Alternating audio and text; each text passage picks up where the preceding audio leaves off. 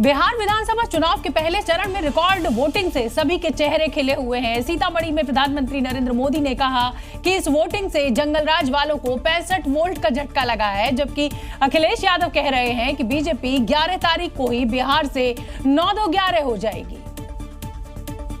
क्योंकि पब्लिक का मूड बदलाव है और सत्ता पक्ष का दावा है कि पब्लिक जंगलराज से बचने के लिए उनके समर्थन में वोट कर रही है।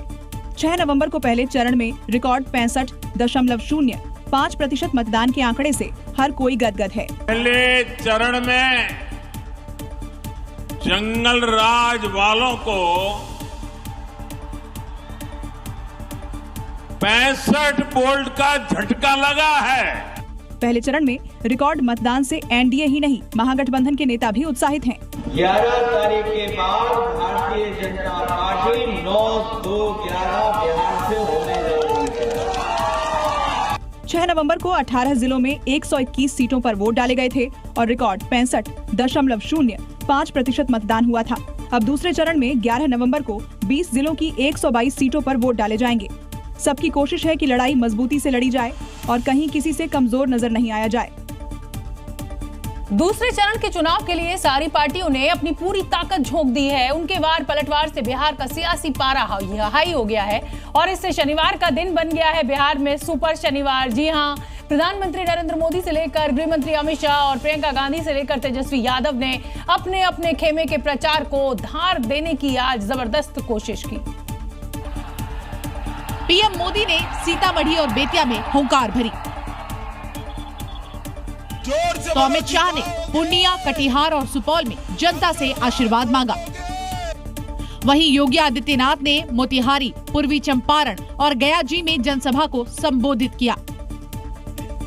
महागठबंधन से प्रियंका गांधी ने कटिहार, भागलपुर और पूर्णिया में मोर्चा संभाला, तो तेजस्वी यादव ने नवादा से लेकर जमुई तक ताबड़तोड़ 19 रैलियों को संबोधित किया।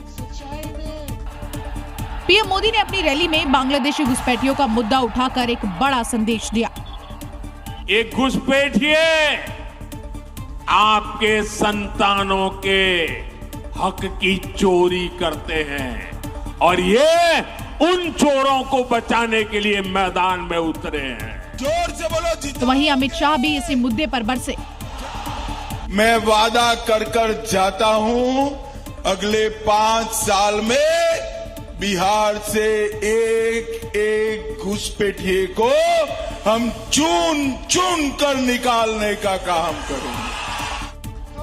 लेकिन दूसरी ओर तेजस्वी यादव का फोकस रोजगार रहा। नौकरी चाहिए तो क्या करना होगा? चुपचाप लालटेन पर बटन दबाइए, सरकार बनाइए और सरकारी नौकरी पाइए। सुपर शनिवार को अपनी ताकत दिखाने के बाद अब ये नेता रविवार यानी कि प्रचार के आखिरी दिन अपना सर्वस्व दांव पर लगाने के लिए मैदान में उतरेंगे।